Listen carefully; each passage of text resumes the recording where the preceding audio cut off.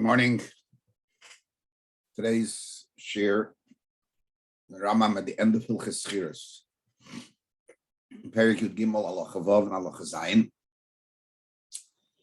and it is based on the Rebbe's Sicha Chelik Chafei Parshas Kiseit says Sicha Beis, but I'm going to set it up as I usually do with learning the Rambam and go through the questions that come out from learning the Rambam, which many of those questions, the Rebbe in his Sicha alludes to and speaks about, and some that I have added. I will go through what the answer based on how the Rebbe answers it and add answers to what the questions that I have added to that. And all of that is based on the concept, that the phenomenal concept that Rebbe sees in this Rambam, which is unbelievable. It's really beautiful. So let's get to the Rambam. The Rambam writes, this is dealing with the interaction and responsibilities of an employer and employee. And he writes, Ein hapoyel, the worker, is not permitted lases malachte balayla, to do his work at night, do his work at night, lahasker atzman bayim, and then to do his own work late at night, have a second job for himself or for others, and then to work by day and rent himself out, so to speak, by day. What to use, or we're talking about his animal that he's renting out, but he uses it at night for himself. Also,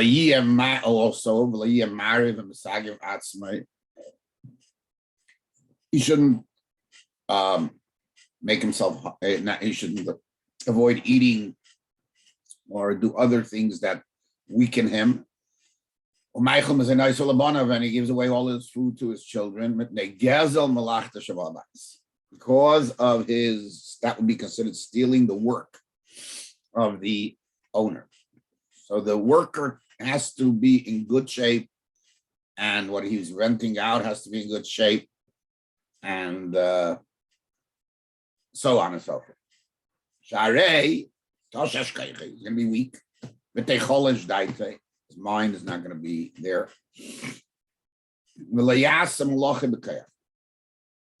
And he won't do his work with the proper energy.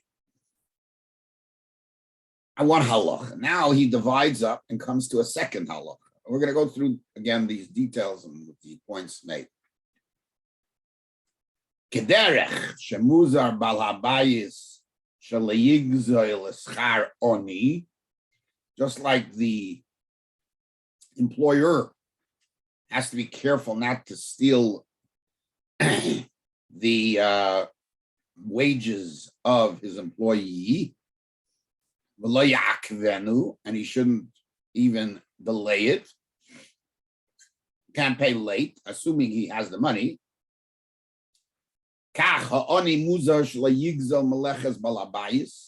So to the employee has to be careful not to steal from the work of the employer.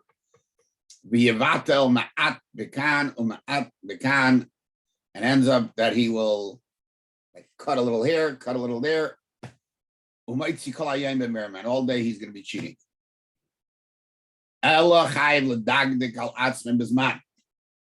Be very, very careful.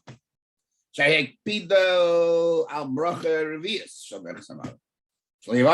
halacha is that an employee, if he has his time constraints, he's allowed to eat, but he can't make the fourth bracha, which is the Rabbana in Birchas Hamazon. That's one. Time. Now, energy. Has to work with all his energy. Why? Where do we see that? Shahare Yankiv HaTzadik. Yankiv the Tzadik. Amar Kivachol Keichi Avadati Asavichem. I worked, he told his wives, with all my might and energy, I worked for your father. Fichach, then the Rambam ends up, not al schar zois, af ba'olam hazeh, in this world. Shenemar vayifreit sa'ish ma'od ma'od. The man blossomed and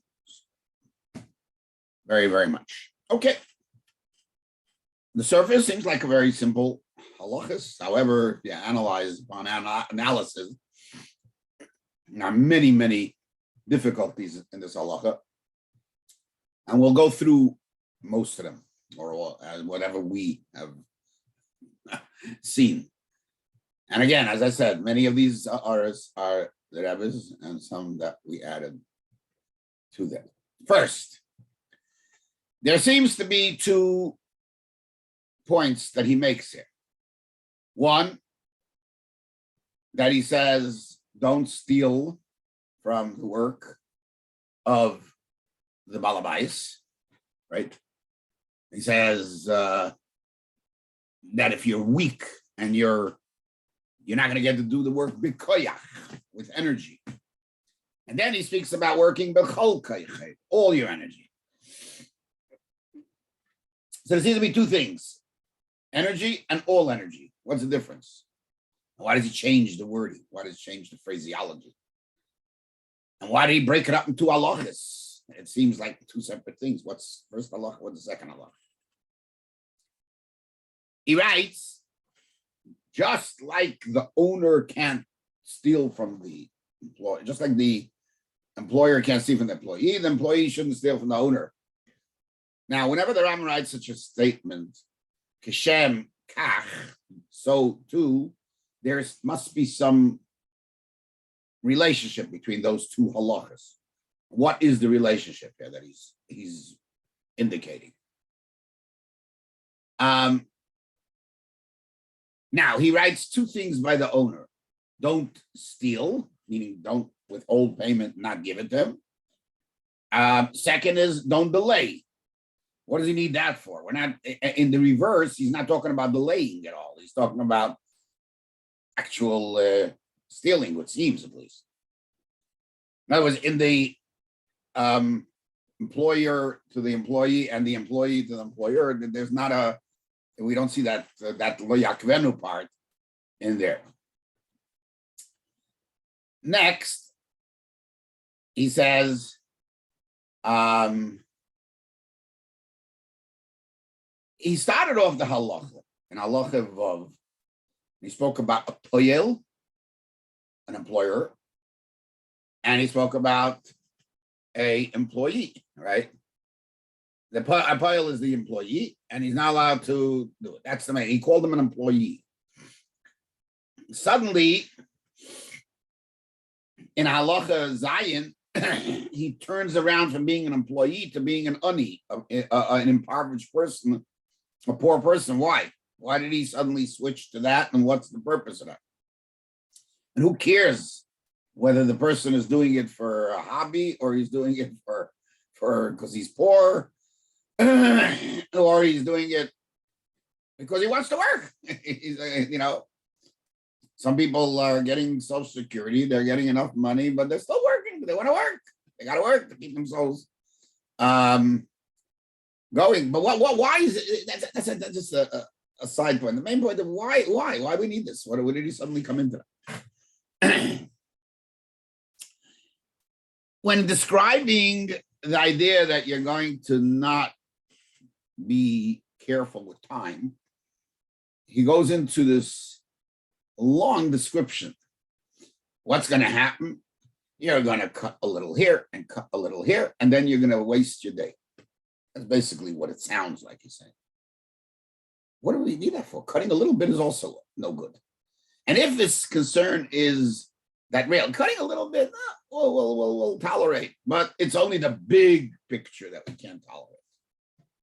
Why? What it is for? Why is a little bit good? And if it isn't, then let him just say. Then say that, speak it out. And if the problem is because we're concerned that you're going to waste your day, then what does he need this whole thing from Berchas Hamazon, which is only for a moment? I mean, assuming we're benching the way we should bench, and it'll take us maybe the fourth bracha, it'll take about a minute and a half if you say every word slowly. But that's what we're talking about. Here, suddenly, we're talking about the whole day. Used a very unique terminology in describing Yankiv. Anybody knows Yankiv is Yankiv Avinu. The word tzaddik is applied to Yosef tzaddik. And there's reasons for that. And here, suddenly use the word Yankiv tzaddik. Then the Rambam, who is not a sefer of stories, a sefer halachas, comes along and tells us that that he took his reward in this world. Took his reward in this world. What difference does it make to us? We're not here about rewards. We're here about what's our chiyuv, what's our responsibility. And then, why does he write the word? And usually, when you want to bring a proof from a pasuk, you say shenemar. The Rambam does that many, many times. And here he writes shaharei Yankiv tzaddik. Okay, those are the problems. Again, the Rebbe, a clarity of this sugya is this piece that the Rebbe says. There are 3 points that can obligate an employee to his employer. 1, I got to do what I made up. I'm going to have to be an honest man, be honest in my work. And that's just being a decent person, which is basically a responsibility between me and God. You know, be honest, be sincere, do what you undertook. 2, there is a responsibility to the work. I undertook work. That work has got to get done properly. And if you got to do it right. If not, you didn't do the work. 3, there is a sort of, I don't use the word contractual, but there is a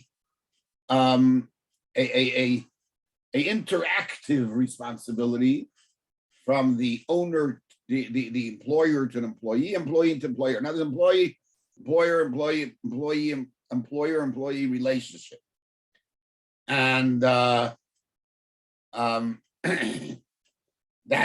is what probably today's world is many of the issues that go to human resources. Human resources is this relationship between man and between the 2 entities, employer and employee. So that's the 3rd one, a human resource issue. And if there's a problem, you bring it to the human resources and make sure it fits to their standards. But the Torah has standards. Based on that, the Rebbe says the Rambam flows beautifully, and many of the questions that were asked before will be resolved. Halacha Vav is talking about the employee took a job which is got to get work done.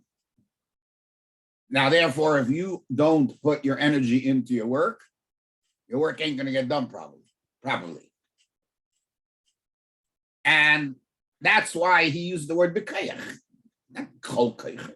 It's not going to be done properly. You know, you don't put any energy into hammering in the nail, the nail will remain about an inch above where it's supposed to. The next guy walks by, tears a suit. That's not proper work. Halacha Zayin is talking about human resources, the relationship between the employer and employee. And that's why he divided them into halachas. That's why he writes, Kederech shemuzar balabais kacha oni muzar. He's talking about a relationship issue between the two. The owner has an obligation to the employee. The employee is, the Rabbi uses the lashon gufay kanui, as it says in Halacha.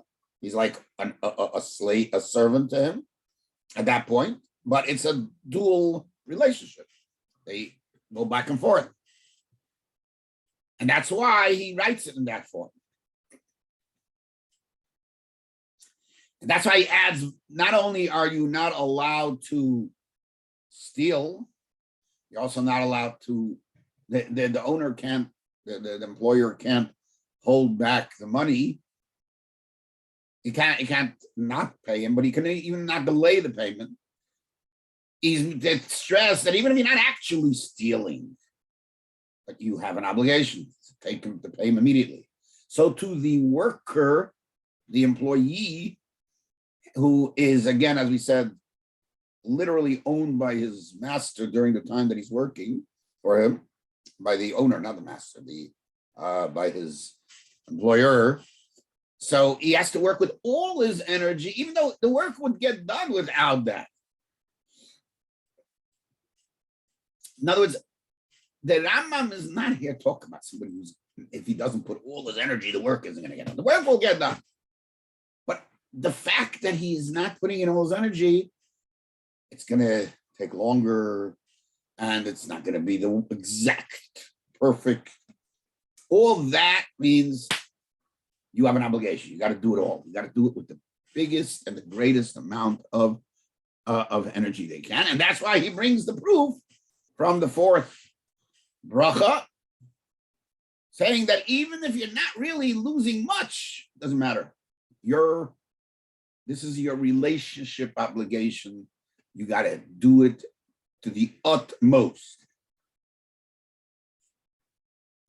And why does he stress Yaakov HaTzadik? Because the Rambam HaTzadik doesn't mean, somebody way up there. Rambam HaTzadik means a sincere person who does the things right. And he proves that from Hilchas Deis, where the Rambam talks about the union of a tzaddik, somebody who does what you're supposed to do. So somebody who follows the right path, that's a tzaddik. And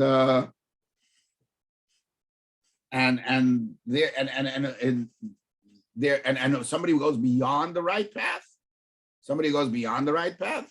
that is a that is a I know what I just did there. That what is going on? As somebody who goes beyond the right path, that is a chassid. Okay, there's a chassid. So he goes into the gather of a chassid. Okay, so that's a different story. Okay, and does he bring the proof from Yaakov? What's the proof from Yaakov? Not the fact that Yaakov told his wives, "I did everything I'm supposed to do," because that doesn't prove that he is that could be he did it beyond the letter of the law. Maybe he's just a very halacha person. But the fact that he got paid back in this world, what does that tell you? If it were just doing that, you'd get the pay in the world to come. Why are you getting paid in this world? Because he deserved the pay. And Yaakov, what he did was because of his legal obligation. Since it was part of his legal obligation, that's why he got paid back what Lavan was going to cheat him. And that's why it doesn't say Shenamar, because that's the pasuk. It's the reward. It's Shaharei. That's all based. That's Rebbe's questions, Rebbe's answers. There still remains three things to answer. Number one, why does he have to go into this long description, the Yevatel, Ma'at Bekan, Maitzi Kolayim B'Mirma. I mean, if it's a little bit, why is the Maitzi Kolayim B'Mirma? We're talking about a person who's not going to lose out. You Maitzi Kolayim B'Mirma all day long, he doesn't do it according to what we just said. He's going to not get the work done at all. It seems to be that a little bit is not so problematic. It really isn't. But we're talking about a little bit. We're talking about enough time for Berach Revius. And the biggest problem to me is why the switch from Payil to Ani. What suddenly are we so focused on the Ani? Why does he bring them in all together? Who cares about what his financial status is? So perhaps take a little point to analyze, and based on the points that we said before, we can maybe answer it. In Parshas Kiseitze, it says, "Leisashik schir oni le'evyon nachecha migercha b'artzich shracha." Pasuk says, "Don't withhold payment from an oni, schir oni." And then it says, "B'yemei titas chare," pay him back in time, "Le'savei olav hashemesh," and don't allow the evening to pass. Ki anihu, because he's poor. The elav hu neises nafshe v'leikara lecha Hashem le'evon. He is. Rashi says, I'm sorry. Le'elav neises nafshe means you. This is what this guy is. His life is there, as we'll see soon. The Gemara, what's brought down about this. Now Rashi seems to be bothered on this. Why the stress on Ani? So he says that there are two psukim. There's a pasuk there's a pasuk already that says l'sashik schir and l'sashik esriyacho, which we have, and then the l'sashik schir shuani. So he says the reason it says it here is two lav, and our regular payil is one lav. The Ramban says that no. There is talking natural. That who goes to work for an employer? The guy needs money. Otherwise, he becomes an entrepreneur. He doesn't say that. I just said that. And he says, that's why the Torah talks in terminology of reality. And therefore, Torah's words in Kesef, Talva, Es Ami, Es Ani. If you're lending money to a poor person, the only people that lend money to poor people? No. And I would say that most loans go to rich people. But that's the norm when a guy comes knocking on your door, he wants money, it's begging you for a loan, it's a poor person. Banks, different story. A lot of psukim. He goes through a whole slew of psukim that the Torah uses terminology that are more common, but it's applied to everybody. So according to him, Ani Vevin is really lav dafke. They're just talking in the north. Okay, now the Rambam nowhere does he focus on the Ani aspect. Not in Sefer Mitzvahs, not which is he writes a mitzvah besides when he lost his schar asachim b'yemei. Don't hold him back even for a day. And in Mitzvah Reish Lamed Ches, so he says you shouldn't prevent payment and leave it overnight. And then he says again in Hilchos Sechirus, Perokim Aleph Aloch Aleph, which we learned recently, he writes, Mitzvahs hasei litin schar hasochir bezmanoi. Shenema b'yemei titan scharoi. If ichrei lachas manei v'belois hasei. Shenema le'sav el v'shemesh ein leiken olav sheichad l'shalem. Echet schar odom, echet schar behem, echet schar kelem.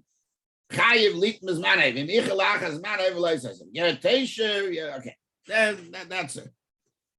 And then halacha beis. where he finally has the opportunity to write Noni.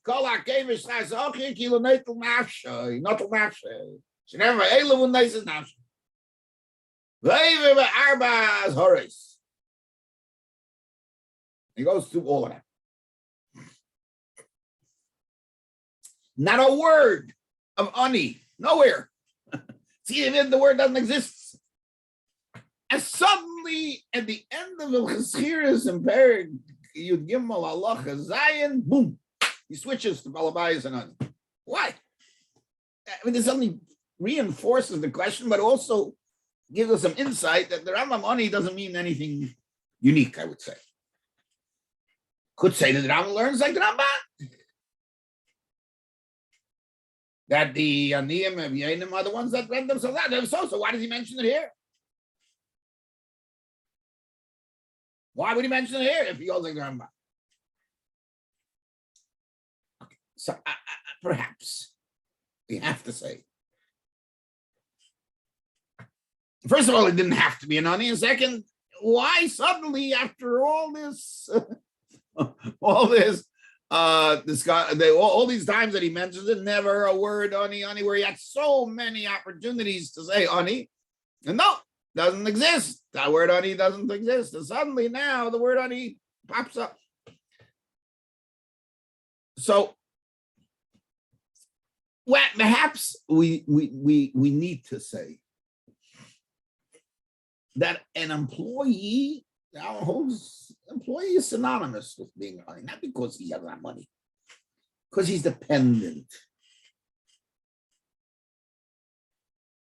And therefore he is dependent on his salary to somebody else. That is an Ani Balabayas relationship. Why didn't he mention it? Because it's irrelevant till now. Till now, who cares? So what? All the halachas are good because he's an employee, and that's your responsibility. But here, he wants to bring out the depth of the relationship. In other words, that's perhaps a deeper understanding of that human resource relationship between the employer and the employee. Kederech shemuza balabayis kach oni muzar. The balabayis has to view his relationship not just as a employee, but as a dependent, an oni. And that is a phenomenal responsibility. And that's why Layakvenu, because Elav Unai says Nafshe, that's his life. And the Gemara uses an expression, Kilu not al Nafshe. And Rambam quotes it, as if you killed him. And the reason he's saying it here, because he wants to explain the reverse, the responsibility of the employee to the employer is kach. So too, he has to view himself as totally committed to the balabais. And therefore, that he has to give him all his energy, not because it's necessary for the work, and without that, the work won't get done. No, because that's your nefesh, his nefesh. It's my nefesh to him. I'm not giving over, if it's kilu not al nafshe, so he has to give b'chal nafshe, with his own keichai. It's your whole being has to be in your work. You can't work with your not being totally committed to the work. And perhaps that's the meaning. Now, this is not so poshut, but perhaps that's the meaning. Remember, it doesn't mean he's not going to work, as we said before. His work is going to get done. The Halacha Zayin is talking about not an absence of work. What he's saying is that since it's a relationship of nefesh, of giving yourself over to the total devotion to your work, therefore, it has to go both ways, and therefore you missing anything is like you're not giving your nefesh, which means you didn't work. It's kol hayom. A little is a whole day, because it's not, you're not in the kol nafshe. It's not that you didn't do the work. You did the work, and probably the work gets done. Maybe missing some nuances, but that's not really what it's about. The point is, it's missing your dedication, and dedication is not partial. It's either you're dedicated or you're not dedicated. And since you're not dedicated, it's called IYUN. You missed it all. In this concept, in this aspect. So, B'chol koichai, B'chol zmanai is not a detail. It's your responsibility back. It's the ani, the balabais ani relationship, much greater than the relationship of employer-employee. That's what the Rambam is talking about. The neitelas nafshe, and therefore you have to give your nefesh. You have to give yourself over. And lack of that is kol hayom. It's as if you didn't do it. As if you didn't give yourself over at all. I just want to add one more point to this Yankiv Tzadik. Every day in davening, we quote a pasuk in Nehemiah. They say that the Eibishter gave us Eretz Yisrael, Vatokem as Dvarecha ki tzadik oto. It's always the problem. You keep your word because you're a tzaddik. So the Malbim says Vatokem as Dvarecha ki tzadik oto, meaning on a sort of a negative basis. Even though you took it away from the goyim, don't think that's a lack of tzidkus. No. As the Pasuk says,